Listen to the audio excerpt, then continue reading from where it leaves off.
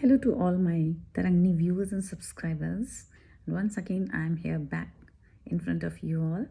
और सभी बड़ों को मेरा नमस्कार, छोटों को ढेर सारा प्यार और आशीर्वाद।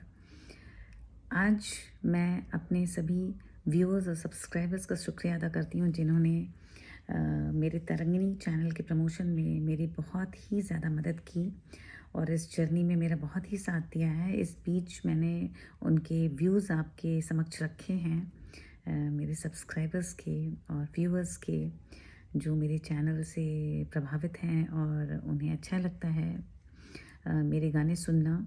तो उनके व्यूज़ मैंने रखे हैं और उनके विचारों से मेरे चैनल को बहुत ही फ़ायदा हुआ है और मैं आप लोगों की हृदय से I am so much thankful to you all of you. और मैं आगे भी चाहती हूँ कि आप इस जर्नी में मेरा इसी तरह से सहयोग और साथ देते रहें आप सभी, क्योंकि ये जर्नी मेरे लिए बहुत ही मुश्किल है, लेकिन आप अगर साथ हैं तो रास्ता आसान होता चला जाएगा मेरे लिए। और आज मेरे कुछ फ्रेंड्स की रिक्वेस्ट थी कि जब मैं आती हूँ तो मैं कुछ विचार लेके आती हूँ। पता नहीं आप लोगों को कैसे लगते हैं, लेकिन वो मेरे विचार हैं। इस दौरान मैं अपने विचार नहीं ला रही थी क्योंकि मैं उसको कहीं न कहीं अपनी डायरी में लिखती थी और जल्दी विचार मेरी पोएम की बुक आ रही है मार्केट में, तो आप लोगों के सामने आ जाएंगे। लेकिन आज एक छोटा सा विचार लेके मैं आई हूँ। मेरी एक फ्रेंड हैं जो कि काउंसलर साइकोलॉजिस्ट हैं फ्रॉम देहरादून, और उनके भी व्यूज़ जल्दी मैं आपके समक्ष रखूँगी तरंगिनी चैनल के बारे में, उनका क्या कहना है।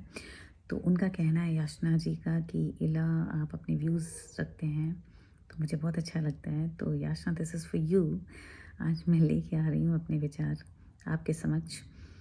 तो आज का विचार ऐसा है फ्रेंड्स कि मैं शेयर करना चाहती हूँ प्रोवोकेशन। हम सभी अपनी ज़िंदगी में आजकल कहीं ना कहीं या तो प्रोवोक करते हैं ना चाहते हुए भी लोगों को, या हो जाते हैं। तो हमें दोनों ही चीज़ों से बचना है। एक तो प्रोवोक जो कर रहा है उससे बचना है, और प्रोवोक करना भी नहीं है कि प्रोवोकेशन किसी भी तरीके का हो। किसी के फियर को प्रोवोक करना, किसी के इमोशंस को प्रोवोक करना। मैंने अपने एक पॉइंट्स लिखे हैं कि मैं कोई पॉइंट भूलूँ ना, क्योंकि एक बहुत ही मेजर इशू है आज की डेट का, और आदमी को अंदर ही अंदर खोखला करता है और हमें कहीं ना कहीं पता नहीं चलता है कि हमने इस पर्टिकुलर व्यक्ति के साथ क्या अन्याय कर दिया, और वो आदमी अंदर से खोखला हो जाता है। तो प्रोवोकेशन कई तरह के होते हैं। एक है फियर को प्रोवोक करना। फियर कैसा? कोई आदमी आग से डरता है, हम ना चाहते, हम जानते हैं कि उसे आग से डर है, भय है, या भीड़ में जाने का भय है, या हाइट्स का भय है, या पढ़ाई से उसे डर है, और हम बार बार वही चीज़ें उसके सामने लाते हैं। अगर अनजाने में हो जाती हैं तो वो हमारी माफ़ी लायक है, लेकिन अगर हम जान कर के करते हैं तो वो एक क्राइम है। तो हमें ऐसी गलती नहीं दोहरानी चाहिए कि किसी के फियर को प्रोवोक करें, किसी की इमोशंस को प्रोवोक करें। अगर वो टूटा हुआ है, किसी चीज़ से दुखी है कोई व्यक्ति, तो उसी के इमोशंस का से खिलवाड़ करना, या उसके इमोशंस का बार बार मिसयूज़ करना, या उसको प्रोवोक करना किसी न किसी तरीके से, ये भी एक बहुत बड़ा क्राइम है जो कि हम अनजाने में कर जाते हैं और कभी कभी जानबूझ कर करते हैं। मजाक मजाक में हम तो कहते हैं हम मजाक कर रहे हैं, लेकिन उस मजाक में किसी का दिल इस कदर टूट जाता है कि वो किसी भी लायक नहीं रहता, उसका ज़िंदगी से रिश्ता टूटने लगता है, ज़िंदगी जीने का शौक़ ख़त्म हो जाता है। तो हमें ऐसा गुनाह करने से बचना चाहिए। और फिर आया प्रोवोकेशन ऑफ अलूफनेस। फिर बहुत बड़ी बात है, आज के युग में हर व्यक्ति अकेला फील करता है, कहीं ना कहीं वो जॉइंट फैमिली कल्चर ख़त्म हो गया है। लोग बहुत ही छोटी छोटी फैमिलीज़ हो गई हमारी, और इसकी वजह से हर व्यक्ति अकेला है, काम में बिज़ी है, और जब वो खाली समय में बैठता है तो अपने को बहुत अकेला फ़ील करता है। अरे, मेरे पास तो कोई है नहीं। अगर मेरे बच्चे भी दूर गए या ऐसा कुछ हुआ तो फिर हम क्या करेंगे? कैसे रहेंगे? या हर व्यक्ति इतना कैपेबल नहीं होता है कि अ, बहुत ज़्यादा सोशल हो, तुरंत जाके फ्रेंडशिप कर ले या बहुत बड़ा ग्रुप में रहे। बहुत लोग ग्रुप नहीं फॉर्म कर पाते हैं, वो अपने दिल की बात नहीं ज़्यादा बता पाते, तो कहीं न कहीं अकेले-अकेले अपने को फ़ील करते हैं। तो इसका फ़ायदा हमें नहीं उठाना चाहिए कि उनको और प्रोवोक करें, तुम तो अकेले हो, तुम तो ऐसे हो, तुम तो वैसे हो। तो all these things make a person मोर, उसकी कंडीशंस को और वियर्ड कर देता है, रादर देन उसके सपोर्ट सिस्टम बनने की जगह हम उसकी कंडीशंस को और वर्सन करते हैं। तो इस उसकी तकलीफ़ को और बढ़ावा देते हैं। तो ऐसी चीज़ को हमें अवॉइड करना चाहिए। हम जानते हैं कि कोई व्यक्ति ऐसा है, तो उसको या तो हम सहारा बनें, और नहीं सहारा बन सकते हैं तो बिल्कुल उसे इग्नोर कर दें, जिससे कि वो अपनी ज़िंदगी को अपने तरीके से, अपने ज़रिए से जीने की कोशिश करे।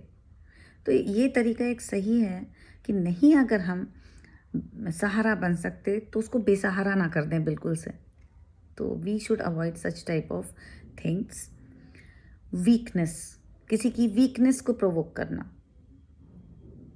कोई ठीक से तुतला के बोलता, या किसी के बाल कम हैं, या किसी का कलर ऐसा है, या कोई मोटा है, या कोई छोटा है, या कोई पढ़ने में कमज़ोर है। मतलब वीकनेस बहुत सारी होती हैं। वीकनेस सिर्फ शारीरिक नहीं होती हैं, मेंटल भी होती हैं। There are lot of weaknesses. तो अगर हमें कहीं ना कहीं पता चल जाता है, हम उनके करीब आते हैं कि अरे इनकी वीकनेस है, और हम उनकी इस वीकनेस को समाज में भुनाना शुरू करते हैं, तो that is a crime. Weakness को अगर पता है तो उसको, उनकी स्ट्रेंथ अगर हम बन जाएं, बार बार उन्हें समझाएं और उनका सहारा बने, और उनको उस वीकनेस को ओवरकम करने में मदद करें, तब तो ठीक है। अगर हम नहीं कर सकते तो इट इज़ बेटर आप ऐसे लोगों से दूर रहिए, क्योंकि आप उनकी कंडीशन को वर्सन कर रहे हैं। और एडेप्टेबिलिटी भी एक बहुत बड़ी चीज़ है। आदमी धीरे धीरे ऐसी परिस्थितियों में रहकर सीख जाता है ज़िंदगी को जीने का तरीका, और उभर जाता है। क्या पता वो कुछ अपने ट्रीटमेंट्स ले रहा हो, क्या पता वो खुद भी अपनी इस स्थिति से लड़ रहा हो, योगा कर रहा हो, या कुछ ऐसे मेंटल एक्सरसाइजेस कर रहा हो to overcome all these pressures and all these tensions and all these weaknesses. But हम कहीं ना कहीं पीयर प्रेशर के माध्यम से उसको इन चीज़ों से ऊपर आने नहीं देते, नहीं आने देते। और ये सोसाइटी का नियम है। This is what is called society and social animal. तो we should not be an animal, we should be a human being. So human being बन करके कहीं कहीं क्या होता है कि हम हंसी मजाक में ऐसा कुछ मजाक कर जाते हैं जो कि किसी को इतना ज़्यादा वो दुख पहुंचाता है, जो कि हमें पता नहीं है, हम तो घर आके नॉर्मल हो गए, लेकिन वो व्यक्ति अंदर जाकर इतना घुल जाता है उस दुख में, आप समझ नहीं सकते हो वो दुख उसको अंदर तक कितना ज़्यादा झकझोर के रख देता है। तो हमें इन सब चीज़ों से बचना चाहिए, एक अच्छा ह्यूमन बीइंग बनना चाहिए। Next, coming to provocation of pain. अब पेन क्या है?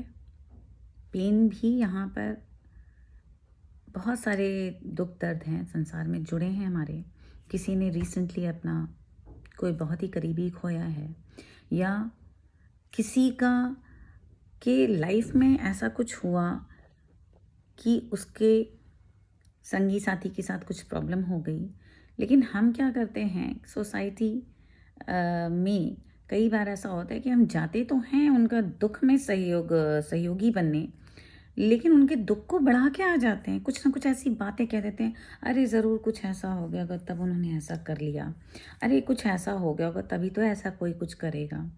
दूसरा जो व्यक्ति है वहाँ पे, जिसको जो जो छूट गया है, उसका साथी या संगी या जो कोई भी है, उसका करीबी मित्र, पत्नी, बच्चे, जब हम ऐसी बात बोल के आते हैं, ऐसे ताने मार आते हैं, तो उनको कितना दुख होता है कि एक तो हमारा करीबी चला गया है, हमारा दिल का टुकड़ा चला गया है, और साथ में लोग हमें ताने भी मार रहे हैं कि शायद कुछ ऐसा हो गया होगा तभी ऐसा कुछ हुआ है।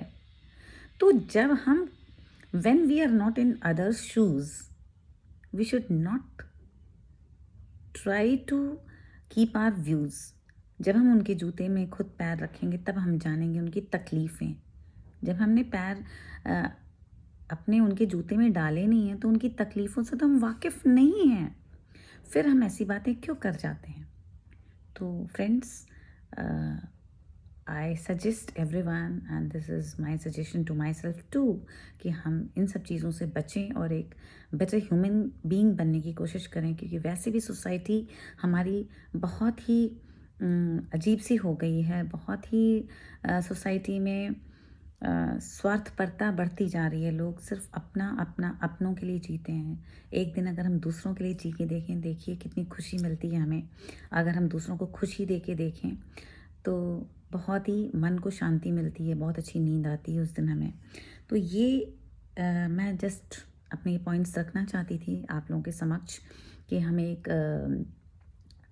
अगर ढाल नहीं बन सकते हैं तो तलवार बनकर किसी पर मत गिरिए। So friends, this was my message आप सभी को मेरे चैनल के माध्यम से।